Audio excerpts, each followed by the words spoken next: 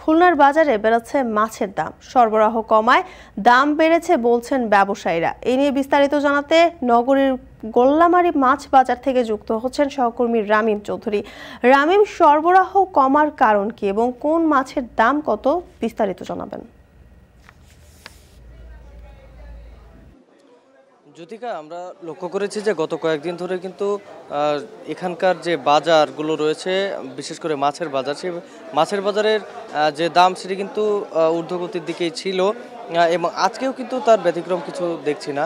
আজকেও কিন্তু বাজারে মাছের যে দাম, সেই দাম কিন্তু অনেকটাই বাড়তির দিকে রয়েছে এবং আজকেও কিন্তু মাছের দাম প্রায় 50 থেকে 100 টাকা পর্যন্ত প্রতি কেজিতে প্রায় সব ধরনের মাছেরই দাম বেড়েছে।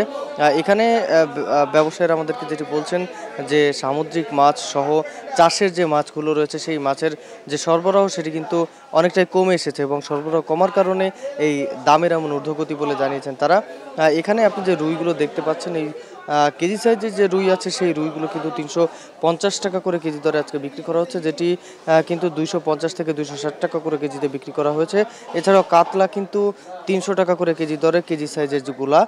এছাড়াও কোরাল মাছ বিক্রি করা হচ্ছে 650 টাকায়। চিংড়ি যেগুলো ছোট চিংড়ি সেটি কিন্তু বিক্রি করা হচ্ছে 700 টাকা করে। এছাড়াও পাবদা মাছ যেটি রয়েছে সেটি 400 টাকা করে কেজি দরে বিক্রি করা হচ্ছে। এছাড়াও তেলাপিয়া মাছ রয়েছে সেটি কিন্তু 150 টাকা করে কেজি দরে।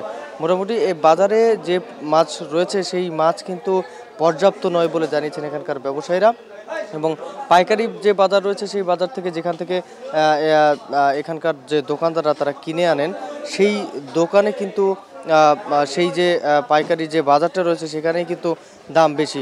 মূলত চাষিরা যে চাষের যে মাছগুলো আনছেন সেই মাছেই কিন্তু মূলত দাম বেশি নিচ্ছে। এখানকার ব্যবসায়ীরা আমাদের যেটি জানিয়েছেন যে সামুদ্রিক যে মাছ এখানে এই বাজারে আসে, সেই যে পরিমাণ মাছ আছে সেই পরিমাণ মাছ কিন্তু বর্তমানে আসছে না। ঠিক একই অবস্থা কিন্তু চাষের মাছও। তো এই ছিল আমার কাছে জ্যোতিকা, খুলনা থেকে মাছ বাজারের সর্বশেষ খবর। খুলনা থেকে মাছের সরবরাহ দরদাম নিয়ে জানাচ্ছিলেন সহকর্মী রামিম চৌধুরী।